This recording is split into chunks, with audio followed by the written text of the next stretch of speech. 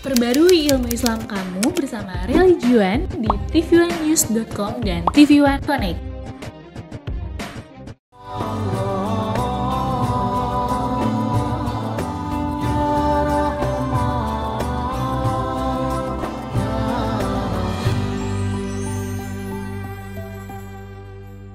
Assalamualaikum warahmatullahi wabarakatuh.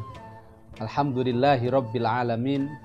Alhamdulillahilladzi ja'alana ad-du'a mukhul ibadah. Asyhadu an la ilaha illallah wa asyhadu anna Muhammadan abduhu wa rasuluh.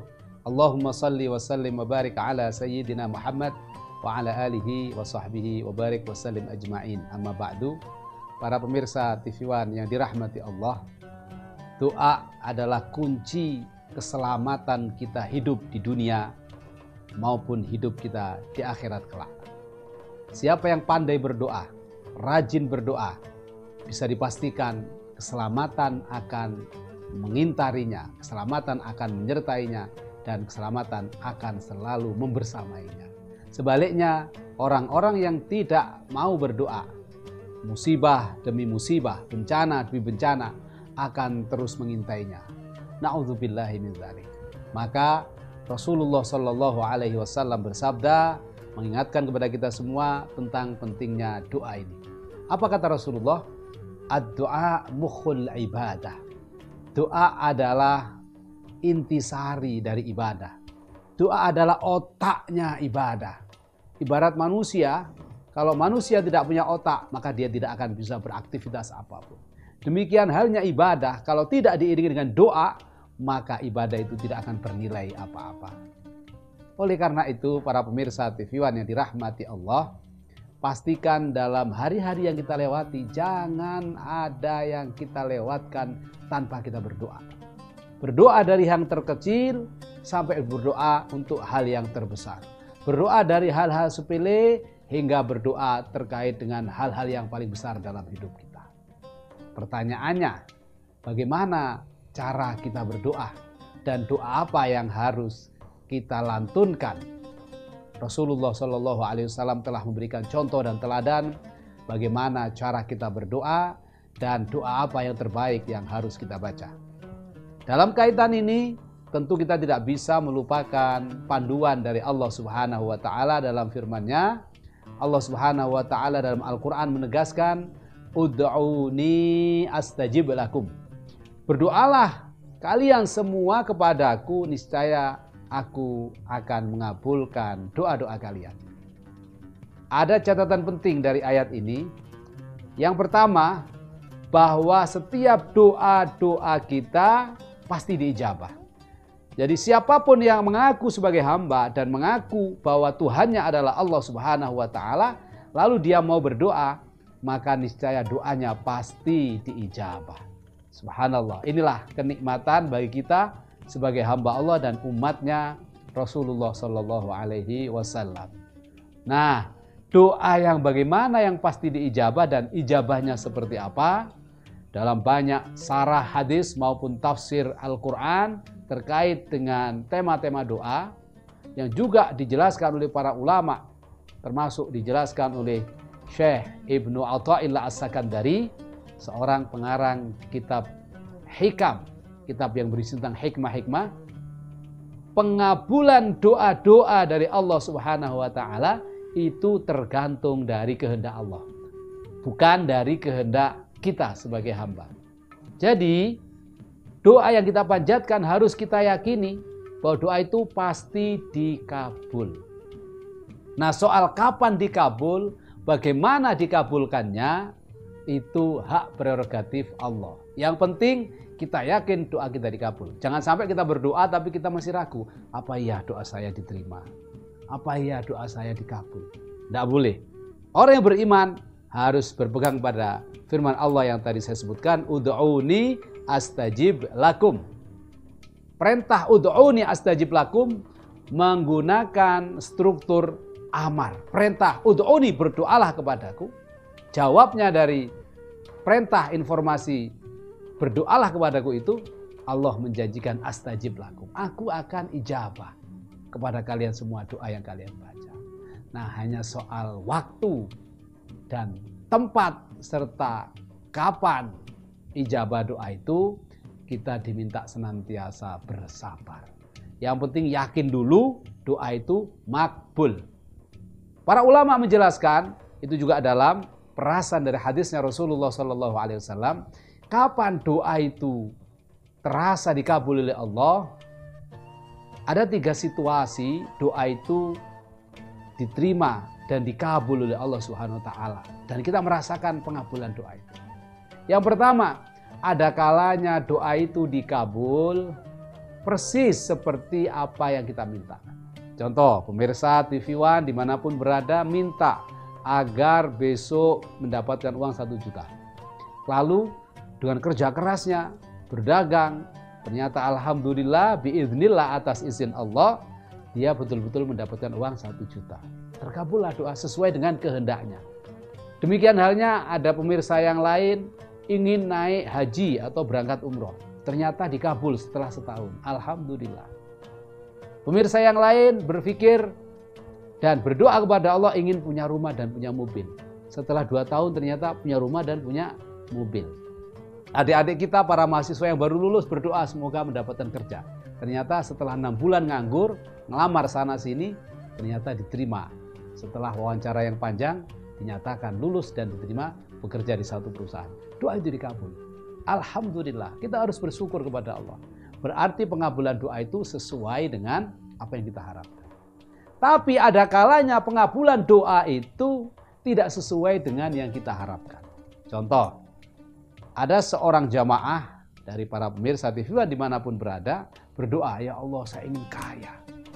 Karena dengan kaya saya bisa beli rumah, beli mobil, bisa beli tanah dan seterusnya. Tapi doanya ini tidak dikabul-kabul. Padahal dia sudah kerja keras, banting tulang pagi sampai malam. Bahkan pagi ketemu pagi. Masya Allah. Akhirnya dia berpikir, apakah doa nggak diterima? Tidak.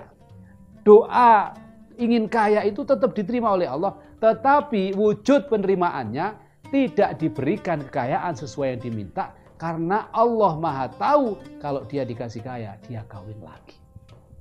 Kalau dia dikasih kaya, dia akan zalim kepada anak-anak dan istrinya.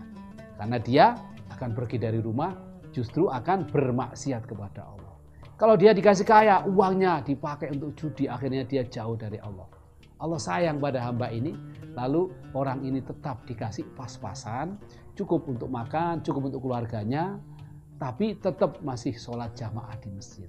Tetap masih bisa bersosial bersama masyarakatnya. Tidak sombong. Tapi kalau uangnya banyak, dia pasti akan sombong. Makanya Allah mengabulkan doa dia. Yang pasti dalam doa itu ada rangkaian doa Rabbana atina fid dunya hasanah wa fil akhirati hasanah wa qina adzabannar. Atau yang dikenal dengan doa sabu jagat. Doa minta, ya Allah jadikan hidup kami, hidup saya, hidup keluarga saya di dunia baik. Dan di akhirat kelak juga baik. Nah, permintaan di dunia baik inilah yang akhirnya berwujud dalam kau pingin kaya nggak dikasih kaya karena kaya itu nggak baik. Kau pingin punya rumah banyak, pingin punya mobil mewah tidak dikasih karena tahu kalau dengan mobil mewah kamu ngebut lalu nabrak itu nggak baik. Makanya Allah mengabulkan doa yang kamu minta di dunia ini baik dan di akhirat baik dalam wujud yang pas-pasan apa adanya. Jadi ada kalanya pengabulan doa itu tidak sesuai kehendak kita tetapi itulah yang terbaik menurut Allah. Walaupun kadang kita tidak terima. Tapi bagi orang yang beriman tidak ada pilihan. Dia harus yakin doa itu diterima dan penerimaan doa itu pasti yang terbaik untuk kita.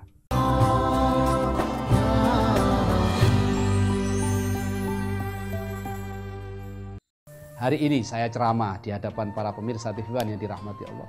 Itu karena kehendak Allah yang terbaik. Saya dulu mungkin berdoa mulai dari ketika di pondok pesantren, ketika kuliah, ketika di Al-Azhar, ketika di Aljazair, ketika di Maroko, ketika di Jordan. Saya berdoa, ya Allah semoga suatu saat saya bisa ngaji, bisa ceramah, berbagi ilmu di depan televisi nasional Indonesia. Ternyata lama, setahun, 2 tahun, 3 tahun, setelah 10 tahun baru Allah kabulkan. Diawali dengan masuk di televisi swasta yang belum begitu terkenal. Lalu kemudian naik hingga akhirnya menjadi bagian dari keluarga besar dakwah dan syiar Islam di TV kebanggaan kita di TV One. Ini subhanallah, Allah maha tahu kapan pasnya saya masuk di TV One. Kalau seandainya saya masuk TV One mungkin ketika umur saya masih 27 tahun atau bahkan sebelum saya nikah, mungkin saya akan menjadi lebih sombong.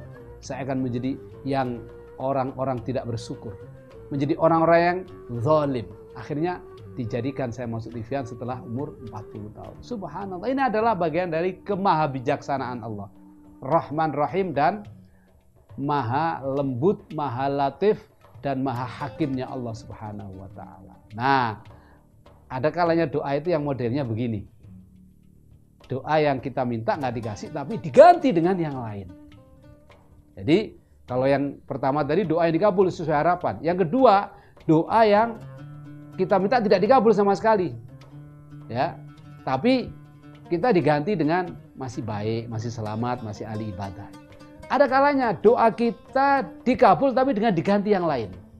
Contoh, kita minta, ya Allah semoga anak saya nanti masuk di sebuah perguruan tinggi negeri A misalnya. Ternyata nggak diterima, tapi diterima di perguruan tinggi B. Kenapa? Karena pasti yang terbaik. Jadi pengabulannya dalam bentuk diganti. Nah, kita harus syukuri karena itu adalah takdir terbaik. Dan yang terakhir, ada kalanya doa itu tidak sama sekali kita rasakan efeknya di dunia ini, tapi tetap dikabul. Jadi kita minta kaya nggak dikasih, minta selamat nggak dikasih, minta apapun seolah-olah di dunia nggak dikasih. Jadi minta rumah nggak dikasih, minta mobil nggak dikasih, hidupnya sakit-sakitan, hidupnya penuh masalah. Terus bagaimana menyikapi yang demikian? Apakah berarti doa kita nggak diterima? Padahal tiap hari dia berdoa, sholatnya tahajud, baca Quran, kemudian sujud doa. Tunggu. Doanya orang demikian bukan berarti nggak diterima. Justru doanya orang demikian sedang disimpan oleh Allah Subhanahu wa taala. Hanya Allah ingin doa itu diberikan nanti di akhirat. Doa itu tidak diberi di dunia karena biar tidak berkurang kenikmatannya. Kalau diberikan di dunia berwujud rumah, mobil, kekayaan dan seterusnya, kenikmatan akhirat berkurang. Tapi disimpan sama Allah, meskipun dia minta kaya, dia minta rumah, dia minta mobil, tetap dia nggak punya rumah, nggak punya mobil. Dia rumahnya ada yang bareng-bareng sama keluarganya lah. Nah, orang yang demikian kalau mengenal sama Allah, tahu kepada Allah, makrifat kepada Allah, dia akan sadar bahwa alhamdulillah semua doa saya sedang disimpan oleh Allah Subhanahu wa taala. Kenapa? Karena setiap doa pasti diijabah. Nah, itulah makna dari jaminan cespleng bahwa Allah mengabulkan doa hamba. Oleh karena itu tidak boleh ada seorang hamba yang meninggalkan doa. Orang yang paling dibenci oleh Allah adalah orang yang tidak mau berdoa. Kenapa? Karena orang yang tidak mau berdoa menunjukkan orang itu adalah orang yang sombong. Seolah-olah dia tidak butuh kepada Allah. Padahal seluruh kehidupannya tidak ada yang terlepas dari kekuasaan dan takdir Allah. Tapi dia masih nggak mau doa. Allah marah.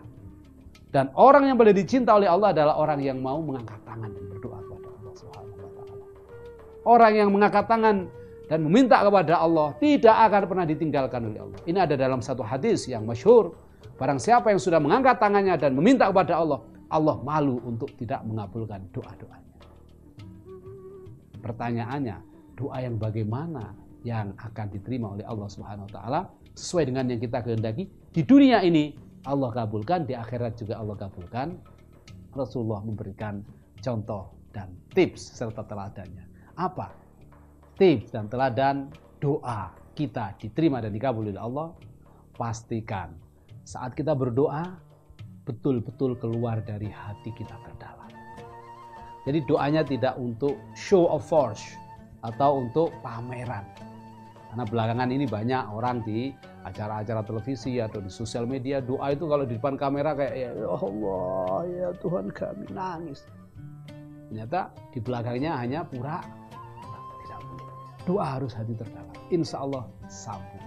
Makanya kalau doa sudah diawali dari hati terdalam, artinya doa itu diawali dengan keikhlasan, mengharap ridho Allah. Setelah ikhlas mengharap ridho Allah, pastikan doa itu diawali dengan membaca asma Allah, membaca bismillah. Bismillahirrahmanirrahim. Lalu diawali lagi dengan setelah membaca bismillah, baca hamdalah, alhamdulillahirabbil alamin. Bersyukur dulu kepada Allah. Lalu dilanjutkan dengan baca tasbih, subhanallah wa bihamdihi subhanallahil azim. Atau ada riwayat lain, Rasulullah kalau berdoa biasanya diawali dengan tasbih dengan redaksi subhana rabbiyal aliyil a'lal wahhab. Ini doa yang masyhur oleh guru-guru kita, kiai-kiai kita diamalkan. Termasuk gurunya abah saya, gurunya kiai-kiai saya, Kiai Johari Kencong, Jember, Jawa Timur, selalu membaca subhana rabbiyal aliyil a'lal wahhab 3 kali dalam setiap doa. Karena apa? Ada rahasia besar dari doanya Rasulullah SAW ketika membaca tasbih dengan menggunakan tasbih subhana rabbiyal aliyil a'lal wahhab. Subhanallah. Nah, setelah itu baru baca sholawat. Allahumma sholli ala sayyidina Muhammad wa ala alihi wa sahbihi wa barik wa salim ajma'in. Baru kita lanjutkan doa, ya Allah, saya minta beri kesehatan, saya minta diberikan keselamatan, saya minta diberikan kemudahan rizki, kemudahan segala urusan. Ditutup dengan alhamdulillahirabbil alamin lagi. Ditutup dengan subhana rabbiyal aliyil a'lal wahhab atau subhana rabbika rabbil izzati amma yasifun wassalamun alal mursalin walhamdulillahirabbil alamin. Lalu ditutup dengan sholawat. Wa sallallahu ala sayyidina Muhammadin wa alihi wa sahbihi wa baraka wasallam walhamdulillahirabbil alamin. Insyaallah doa ini akan dikabul. Intinya kalau ingin berdoa, selain tahu konsepnya berdoa, tahu adabnya berdoa, juga tahu urutan berdoa. Karena dalam satu hadisnya Rasulullah disebutkan, barang siapa yang berdoa kepada Allah lalu doa itu tidak diiringi dengan baca sholawat kepada Rasulullah, maka doanya tidak akan sampai kepada Allah. Doanya akan gantung ma bainas sama'i wal ard, di antara langit dan bumi. Jadi kalau doa pastikan awali dengan bismillah, kemudian lanjutkan dengan alhamdulillah sebagai wujud syukur, baca tasbih subhana rabbiyal aliyil a'lal wahhab atau subhanallah kalau nggak ingin panjang-panjang, kemudian baca sholawat kepada Rasulullah, Allahumma salli ala sayyidina Muhammad wa ala alihi wa sahbihi wa barik wa salim ajma'in, baru angkat tangan dan berdoa, ya, minta apa yang kau kehendaki, baru tutup lagi dengan kita baca tasbih subhana rabbiyal aliyil a'lal wahhab atau subhana rabbika rabbil izzati amma yasifun wassalamun alal mursalin walhamdulillahirabbil alamin. Tutup dengan sholawat atau wa sallallahu ala sayyidina Muhammadin wa alihi wa sahbihi wa barik wa salim ajma'in walhamdulillahirabbil alamin. Insyaallah pasti makbul. Soal kapan terserah Allah.